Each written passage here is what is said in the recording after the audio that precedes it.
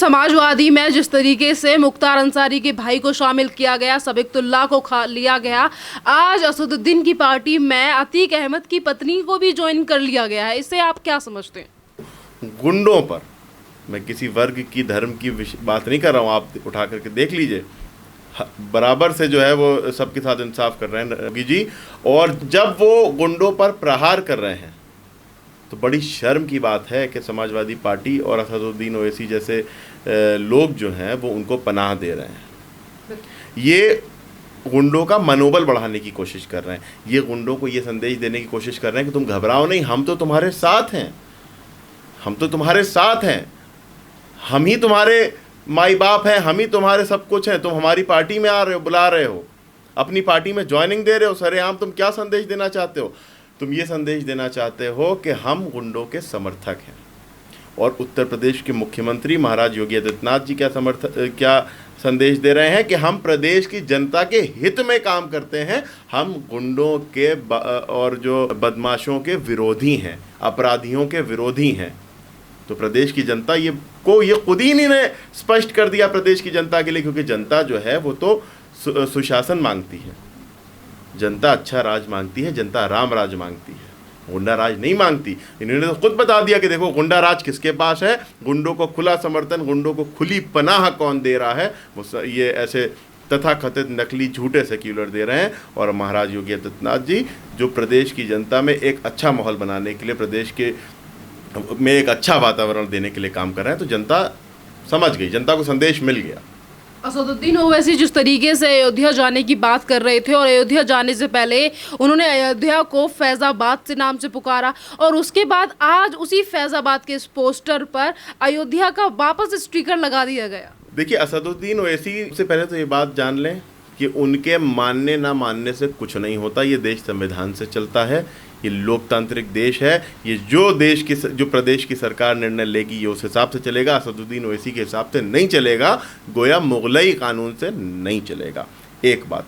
दूसरी बात ये कहना चाहता हूँ कि अभी ने स्टिकर चिपका लिया अयोध्या का, अब स्टिकर चिपका लिया अयोध्या का, चलिए ठीक है, जब देर आए दुरुस्त आए वो एक अलग बात है, लेकिन आपने अयोध्या को फैज़ाबाद का नाम दे करके जो कंट्रोवर्सी क्रिएट करने की कोशिश की थी, जो संदेश देने की कोशिश की थी, अपनी कट्टरवादी छवि जो लोगों के सामने लाने की कोशिश की थी, वो तो आ गई। आपने ये सोचा था कि आपके इस बयान से जो है वो बिल्कुल एक इनकलाब आ जाएगा। नहीं, भारत का मुसलमान राष्ट्रवादी मुसलमान है, वो प्रदेश की जनता प्रदेश की जनता और देश की जनता जो है वो सरकार पे विश्वास रखती है, और प्रदेश की जनता, देश की जनता अब विकास की बात करती है। अब वो ये भड़कूने में नहीं आने वाली। अब भूल जाइए ये सब समय, ये दिन लद चुके हैं। ओवैसी साहब, जो अयोध्या है वो अयोध्या ही है, ठीक उसी तरह से अयोध्या है वो पहले फैजाबाद था लेकिन अब अयोध्या है, ठीक उसी तरह से जैसे हैदराबाद पहले भाग्यनगर था अब हैदराबाद है, कल को भाग्यनगर हो जाएगा तो हम भी भाग्यनगर कहेंगे, तुम भी भाग्यनगर कहना। जिस तरीके से अभी मैंने कहा, जो अतीक अहमद की वाइफ हैं उन्होंने ज्वाइन कर ली है असदुद्दीन की पार्टी। यहाँ पर अतीक अहमद और मुख्तार अंसारी जैसे लोगों के लिए भी आज असदुद्दीन ओवैसी ने कहा कि जिन लोगों को क्लीन चिट दे रखी है बीजेपी ने, उन लोगों को तो बड़ा चढ़ा कर दिया जाता है, जैसे कि साध्वी प्रज्ञा या फिर और तमाम नाम लिए उन्होंने, और कहा उन्होंने हमारी जो कौम है उसे हमेशा गुलामों की तरह समझा जाता है, हमें कभी आगे नहीं आने दिया जाता। इस बार 2022 में मुसलमानों की जीत होगी, और अतीक अहमद और मुख्तार अंसारी को ही बाहुबली के रूप में क्यों दिखाया जाता है? ये विकास दुबे एनकाउंटर पे क्यों नहीं कुछ बोले?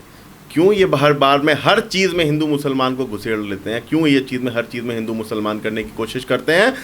प्रदेश की जनता इनके बहकावे में नहीं आएगी, प्रदेश की जनता जो है अब इनके भड़काने में नहीं आएगी। ये जो कह रहे हैं कि वो मुख्तार अंसारी को और अतीक अहमद ही को क्यों बुरा कहा जाता है, ये तो इनका बस चले तो ये कल को ओसामा बिन लादेन को और ISIS को भी क्लीन चिट दे दें, तालिबान को तो दबे छुपे देते ही हैं। तो जो इनके विचारधारा है, जो इनके दिमाग में खुराफात है, वो तो जग जाहिर होती चली जा रही है।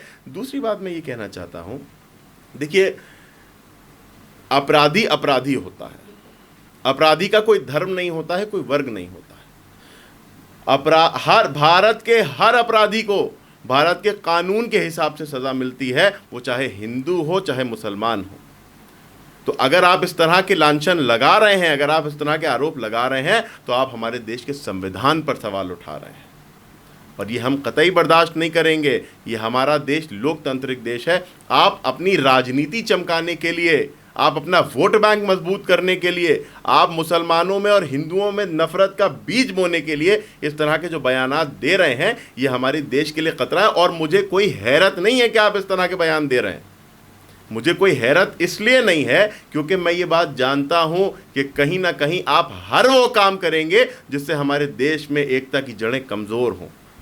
आप हर वो प्रयास करेंगे कि कहीं हमारे देश में एकता ना बन जाए, हमारा भारत अखंड ना हो जाए। असदुद्दीन ओवैसी बार बार पे मुसलमानों के नाम पर राजनीति तो करते हैं, पर इस बार जो उन्होंने बयान दिया है, उन्होंने कहा है कि मुसलमानों को कभी आगे नहीं आने देती बीजेपी, हमेशा गुलाम बन के रखना चाहती है, गुलाम बनाकर रखना चाहती है। इस तरीके का बयान कहाँ पे, क्या दिखाना चाहते हैं असदुद्दीन ओवैसी? असदुद्दीन ओवैसी झूठ बोलना चाहते हैं और वो ये झूठ बोल नहीं पा रहे हैं क्योंकि आंखें बंद कर लेने से अंधेरा नहीं हो जाता। 70 साल मुसलमानों को गुलाम बना करके तुम जैसे नेताओं ने रखा है।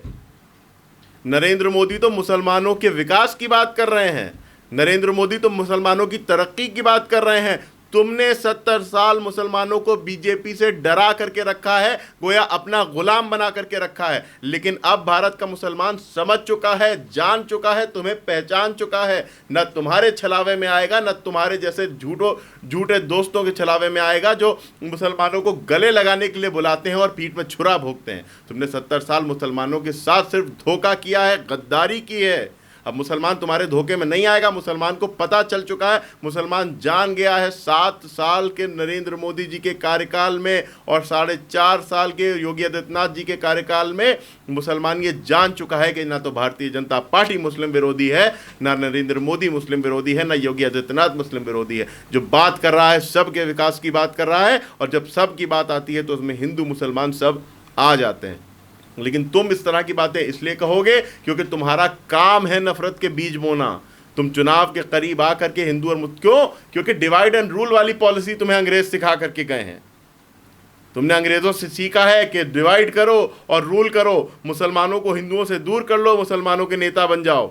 नहीं, भारत का मुसलमान एक है, भारत का हिंदू और मुसलमान एक है, सब भारतीय हैं। 130 करोड़ माँ भारती के लाल, सब माँ भारती के सपूत हैं, सब माँ भारती पे जान देने वाले हैं। माँ भारती पे कल को कोई आफत आएगी तो ये 130 करोड़ के 130 करोड़ एक साथ खड़े होंगे, तुम्हारे बहकावे में नहीं आएंगे, तुम्हारे बंटवारे से बटने वाले नहीं हैं। जैसा कि आपको भी पता है कि असदुद्दीन ओवैसी आने वाले विधानसभा चुनावों को लेकर 100 सीटों पर चुनाव लड़ रहे हैं।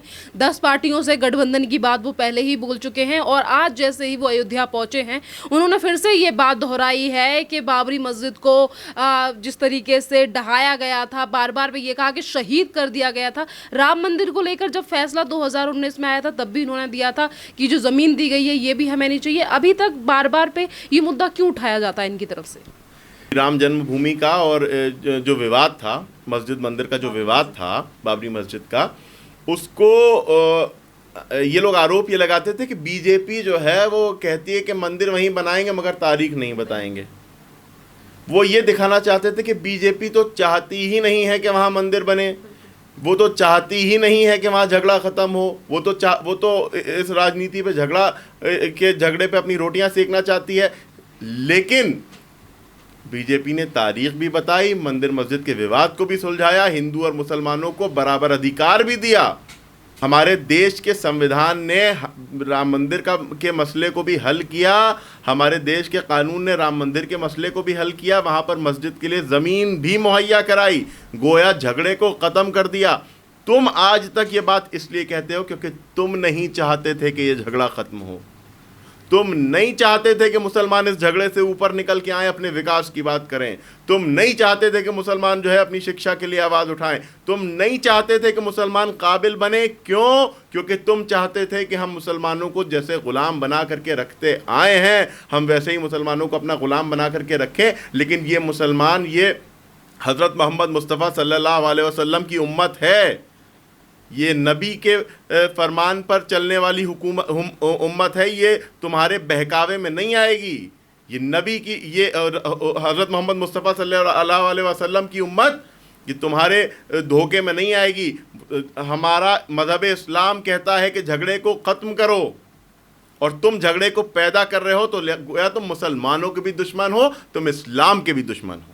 असदुद्दीन ओवैसी ने कहा कि हमारे देश में 19% मुसलमानों की आबादी है और उस आबादी को ये सरकार जो है सिर्फ वोट बैंक की तरह इस्तेमाल करती है, हमें दबाने का प्रयास करती है, हमें आगे नहीं आने देती। क्या आपको भी इस तरीके की चीज़ें लगती हैं कि सरकार मुसलमानों को दबाने का प्रयास करती है, या योगी आदित्यनाथ नफरत करते हैं या काम नहीं करते विकास के लिए? शर्म से डूब के मर जाओ असदुद्दीन ओवैसी, अगर तुम ये कह रहे हो तो। इतना खुला झूठ कौन बोलता है? मुसलमानों को वोट बैंक की तरह तुम इस्तेमाल करते हुए आए हो। तुमने हमें आज़ादी के 70 साल बाद भी तुमने मुसलमानों के हालात ये रखे कि तुम उनसे मजहब इस्लाम के नाम पर वोट मांगते हो, तुम उनसे धार्मिक भावनाएं भड़का करके वोट मांगने की कोशिश करते हो, तुम मस्जिद मंदिर करके वोट मांगते हो। नरेंद्र मोदी मुसलमानों की शिक्षा की बात कर रहे हैं। नरेंद्र मोदी जी ने, योगी आदित्यनाथ जी ने जो काम प्रदेश की जनता के लिए योगी आदित्यनाथ जी ने किए, मैं ये नहीं कहता हूं कि ये मुसलमानों के लिए किए, उन्होंने प्रदेश की जनता के लिए किए। इसलिए कोई भेदभाव, कोई डिवीजन इसलिए नहीं किया क्योंकि वो सबको एक मानते हैं। और तुम हो वो जो 19% और 20% और वोट बैंक और मुसलमान और इस्लाम करते रहते हो। तुम मुसलमानों को वोट बैंक का तरह इस्तेमाल करने की कोशिश करते हो। तुम्हें शर्म आनी चाहिए अगर तुम इस तरह की बात कह रहे हो, क्योंकि जनता जानती है कि तुमने धोखा दिया है, तुम्हारे जैसे नेताओं ने धोखा दिया है मुसलमानों को, पीठ में छुरा भोंका है मुसलमानों की। धन्यवाद।